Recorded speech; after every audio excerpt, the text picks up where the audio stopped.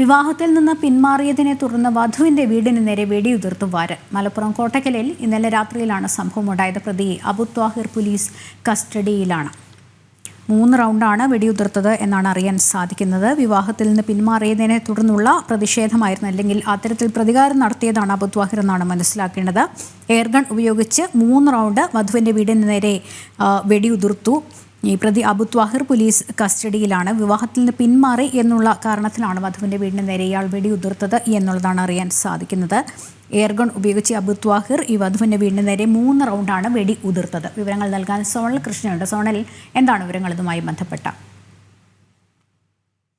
നിന്ന് പിന്മാറിയതിനെ തുടർന്നാണ് വധുവിന്റെ വീടിന് നേരെ ഈ വരൻ വന്ന് വെടിയുതിർക്കുന്ന ഒരു സാഹചര്യം ഉണ്ടായത്.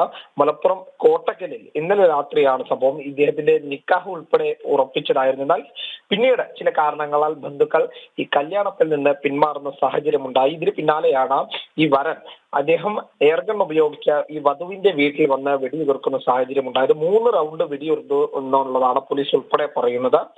പ്രതി അബ്ദു താഹിർ, അതായത് ഈ അബ്ദു താഹിർ നിലവിൽ പോലീസ് കസ്റ്റഡിയിലാണുള്ളത്. അറസ്റ്റ് ഉൾപ്പെടെ ഉണ്ടാകുമെന്നാണ് അറിയാൻ സാധിക്കുക. കാരണം വിവാഹം മുടങ്ങി എന്നുള്ളതിന്റെ പേരിൽ ഈ വധുവിന്റെ വീട്ടിലെത്തി ഇന്നലെ രാത്രിയോടെയാണ് 3 റൗണ്ട് അദ്ദേഹം വെടിയുതിർക്കുന്നത്. എയർഗൺ ആണ് എന്നുള്ളതാണ് പോലീസ് നൽകുന്ന വിവരം. എന്തായാലും പ്രതി ഇപ്പോൾ പോലീസ് കസ്റ്റഡിയിലാണ്, കോട്ടക്കൽ പോലീസ് കസ്റ്റഡിയിലാണ് ഉള്ളത്. ലക്ഷ്മി, ശരി, സോണൽ വിവരങ്ങൾ നൽകിയത്.